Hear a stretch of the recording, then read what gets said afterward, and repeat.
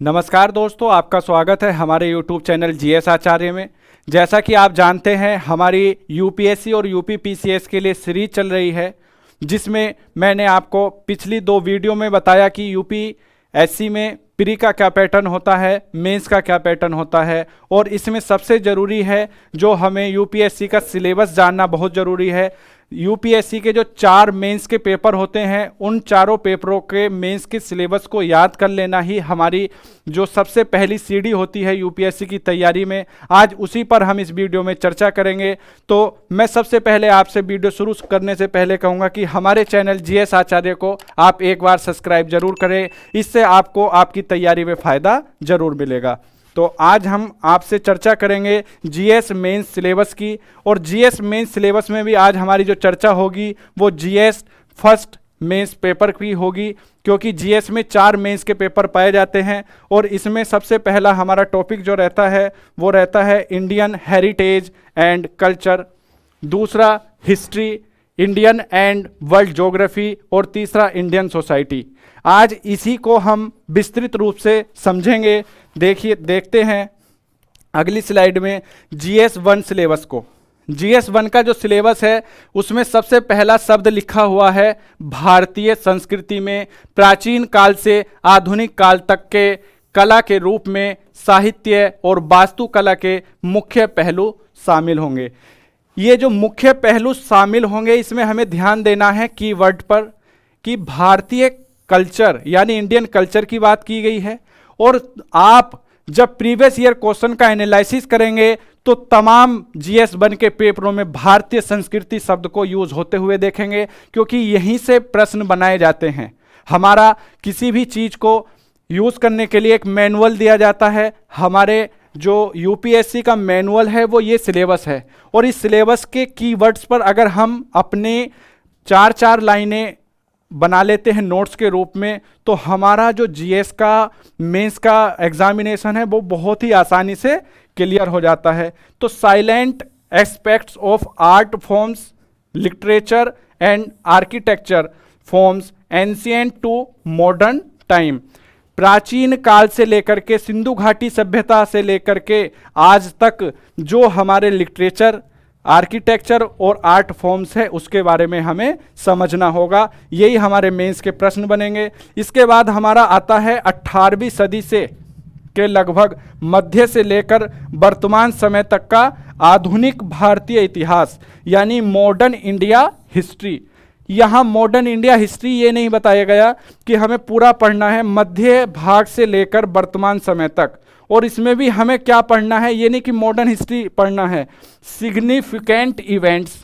यहाँ ध्यान देने की जरूरत है कि इवेंट्स के बारे में बताया गया है। जो सिग्निफिकेंट इवेंट्स है उसको पढ़ना है, और पर्सनैलिटीज और इशूज।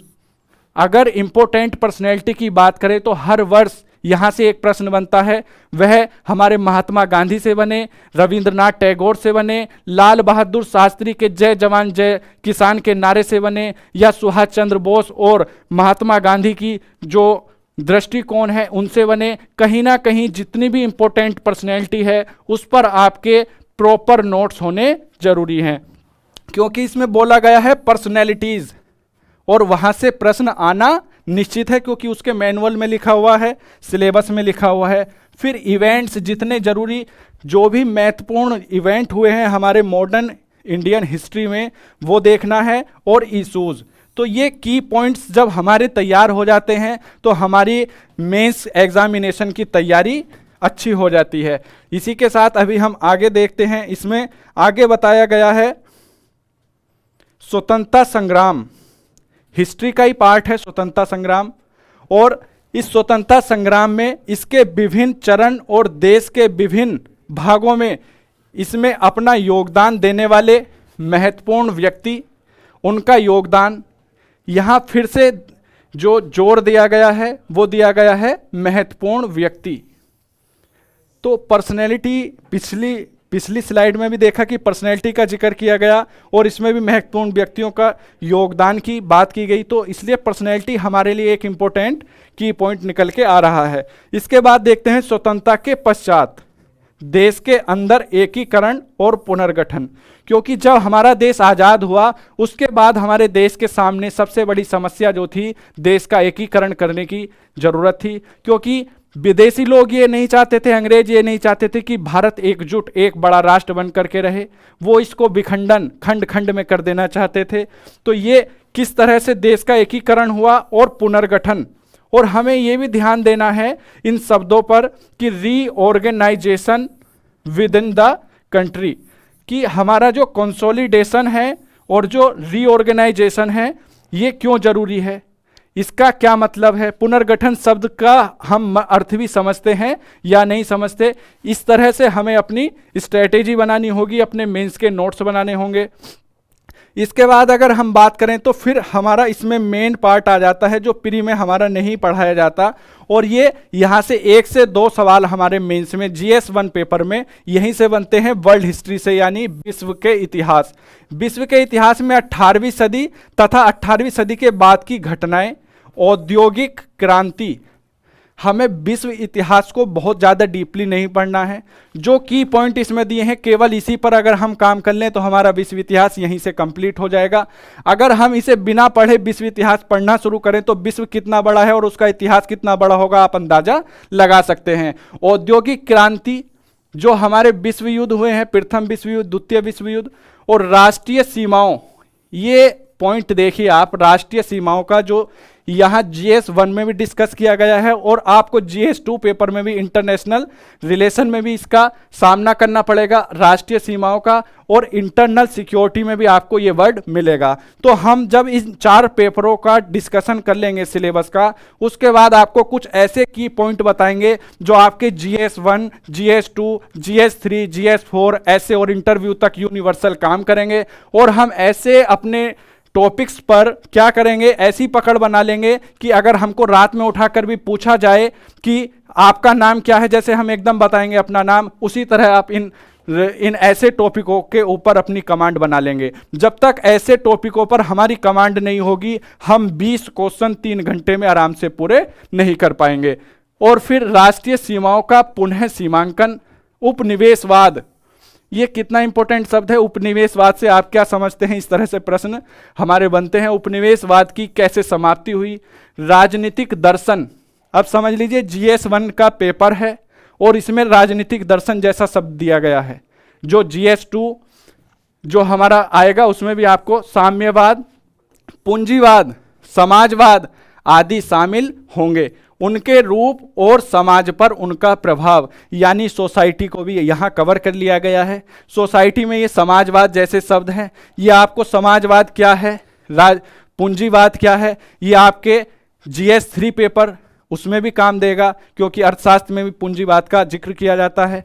और हमारे पॉलिटी में भी फिर से आपको इनका तो ऐसे कई अनेक आपको, जब हमारी 4 वीडियो आएंगी GS1, 2, 3, 4 के सिलेबस पर, और उसके बाद जो हमारी कंक्लूडिंग वीडियो होगी वो सबसे हेल्पफुल होगी आपके लिए, क्योंकि उसके अंदर मैं ऐसे टॉपिक लाऊंगा 20 से 30 टॉपिक छांट करके कि जिस पर आप अगर नोट्स बना लेंगे तो लगभग 50% तैयारी आपकी GS1 या पूरे मेंस की हो जाएगी।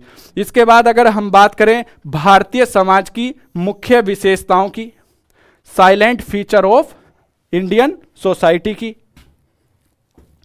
भारतीय समाज की जो मुख्य विशेषताएं हैं और भारत की जो विविधता है, ये ऐसा टॉपिक है जो हमारा, जो भारतीय समाज की मुख्य विशेषताएं और भारत की विविधता, जो ऐसा टॉपिक है हमारा silent feature of Indian society and diversity, जो हमारे जो ऐसे का पेपर है उसके लिए भी बहुत महत्वपूर्ण है। और ऐसे के पेपर में भी बस हमारा क्या होता है, ऐसे का कोई सिलेबस थोड़ा ही है, ऐसे हमारा 8 टॉपिक में डिवाइड है, और GS का जो पेपर, GS का जो पूरा सिलेबस है उसमें से 8 टॉपिक आपको दिए जाते हैं। उस 8 टॉपिक में से ही आपको ऐसे लिखना होता है, उसके लेखन की शैली जो है वो डिफरेंट होती है, उसके लिए कोई अलग से सिलेबस नहीं पढ़ना होता। तो ये आपके ऐसे में बहुत काम आने वाला है। इसके बाद अगर हम बात करें तो हमारा ये अगला इंपॉर्टेंट टॉपिक है जो बहुत ही यूनिवर्सल है और हमारे GS1 ऐसे और GS4 तक सबसे इंपॉर्टेंट रोल निभाएगा, और आपके इंटरव्यू तक इसका रोल रहेगा कि महिलाओं की भूमिका, महिलाओं की क्या भूमिका है, इस पर तमाम कई बार रिपीटेड ऐसे आ चुके हैं महिलाओं के भूमिका को लेकर के। और महिला संगठन, जनसंख्या एवं संबंध मुद्दे, गरीबी भी एक ऐसा इंपॉर्टेंट टॉपिक है जो आपको हर एक पेपर में कवर करना होगा।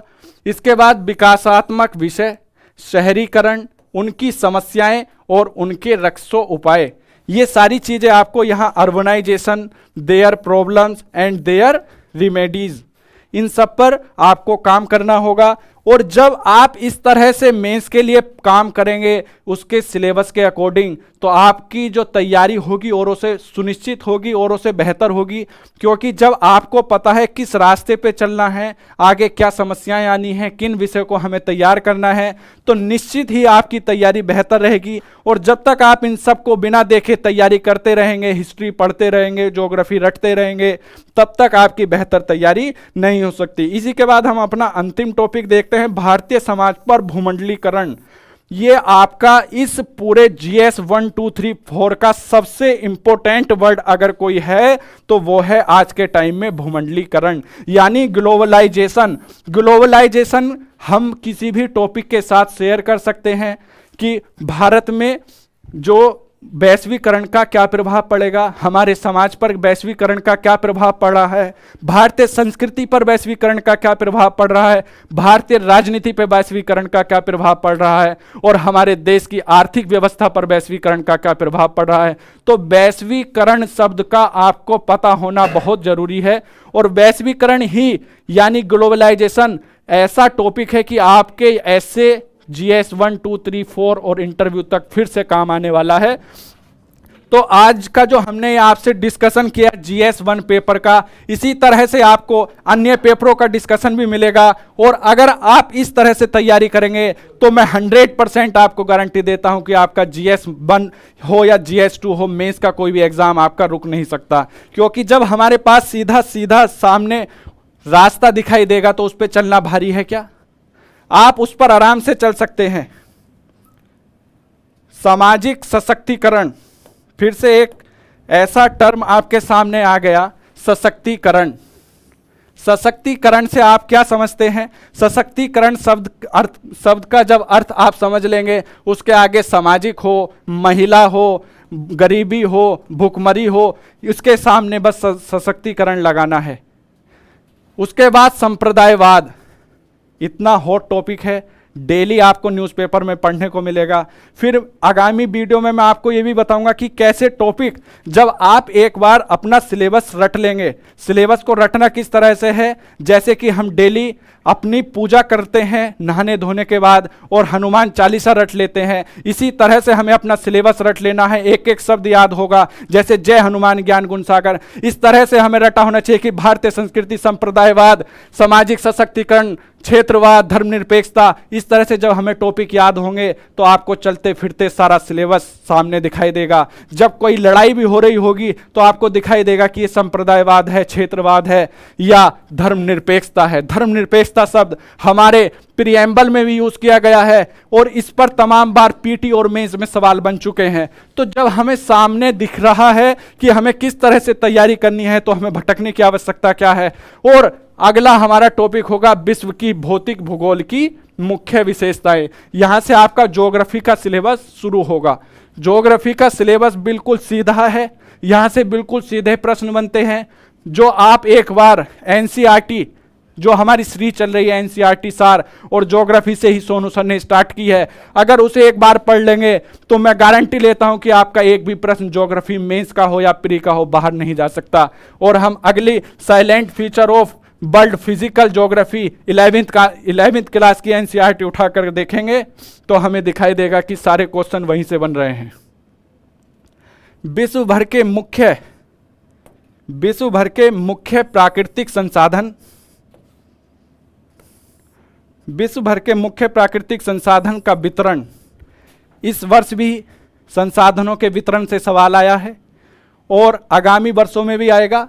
जो सिलेबस पढ़ेगा वो आराम से कर लेगा, वरना बताएगा कि इस बार सवाल पता नहीं कहां से पूछ लिया। भारतीय उपमहाद्वीप को शामिल करते हुए विश्व, भारत सहित विभिन्न भागों में प्राथमिक, द्वितीयक और तृतीयक क्षेत्र, ये देखिए आपका पूरा जो सिलेबस है यहीं पर लिखा हुआ है, यहीं से प्रश्न बनेगा। प्राथमिक, द्वितीयक और तृतीयक क्षेत्र के उद्योगों को स्थापित करने के लिए जिम्मेदार कारक कौन कौन से हैं। इन कारकों को जब आप यहाँ से समझ लेंगे, पढ़ लेंगे, अगर आपने सारी किताब पढ़ने के बाद इन सब शब्दों पर काम कर लिया तो आपका सिलेक्शन रुकने वाला नहीं है, आपका मेंस रुकने वाला नहीं है। इसके बाद देखिए भूकंप, अभी हाल ही में दिल्ली में और तमाम जगह पर भूकंप आया है। सुनामी, ज्वालामुखी, ज्वालामुखी के क्षेत्र पूछता है, सुनामी के क्षेत्र, भूकंप के क्षेत्र किस जगह पर इनकी हलचल होती है। चक्रवात, प्रति वर्ष तमाम चक्रवात आते हैं, उन पर हमारी नज़र बनी होनी चाहिए। ये सारे टॉपिक हमारे अगर कहीं भी करंट अफेयर में बने हुए हैं तो उनको केवल स्टैटिक पार्ट से जोड़ देना है। एक बार अगर आपको पता है कि चक्रवात कैसे बनते हैं, निम्न वायु दाब से चक्रवात बनते हैं, अगर आपको इतना पता है और ये पता है कि वर्तमान समय में चक्रवात कहाँ आया, उसका क्या नाम है, किस देश ने उसका नाम दिया, आपका क्वेश्चन यहीं से पूरा हो जाएगा। इसके बाद हम बात करते हैं भौतिकीय घटनाएं, भौगोलिक विशेषताएं और उनके स्थान। अति महत्वपूर्ण भौगोलिक विशेषताओं, जल स्रोत, हिमावरण सहित वनस्पति एवं प्राणी जगत के परिवर्तन और इसके प्रकारों में परिवर्तन के प्रभाव।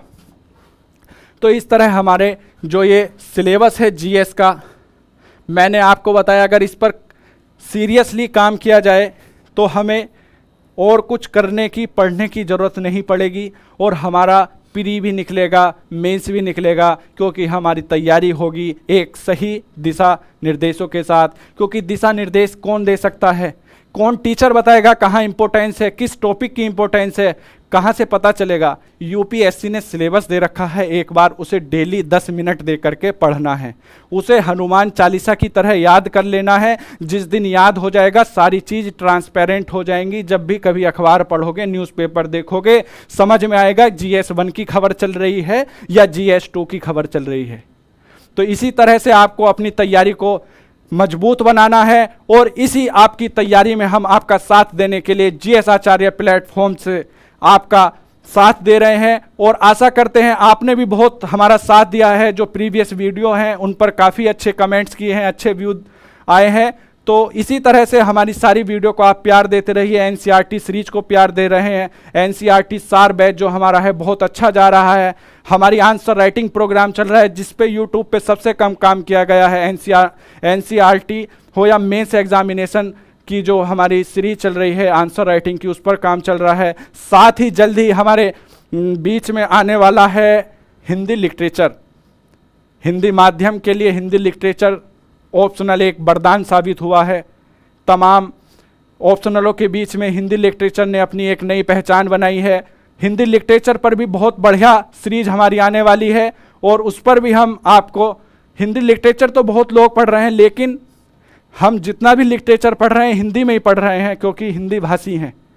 लेकिन हमें सब्जेक्ट स्पेसिफिक जो जीएस की डिमांड है, हमारी ऑप्शनल की डिमांड है, उसके अनुसार आपकी तैयारी कराई जाएगी और वो स्टैटिक पोर्शन जो हिंदी लिटरेचर का है उस पर आपको आंसर राइटिंग कराई जाएगी। और अगर आपने 5 वर्ष के या 7 वर्ष के प्रीवियस ईयर के क्वेश्चन हिंदी साहित्य के पूरे कर लिए और उनको अगर आपने अच्छे से पढ़ लिया तो आपकी हिंदी लिटरेचर में अच्छी तैयारी हो जाएगी, इसका हम दावा करते हैं। तो इसी के साथ आज की हमारी वीडियो यहीं पर पूरी होती है और मैं आपसे फिर यही कहूँगा कि हमारे चैनल को आपने बहुत सपोर्ट दिया है, हम भी आपको पूरा सपोर्ट देंगे। इसी तरह आपके सामने हमारी वीडियो आती रहेंगी। बहुत बहुत धन्यवाद।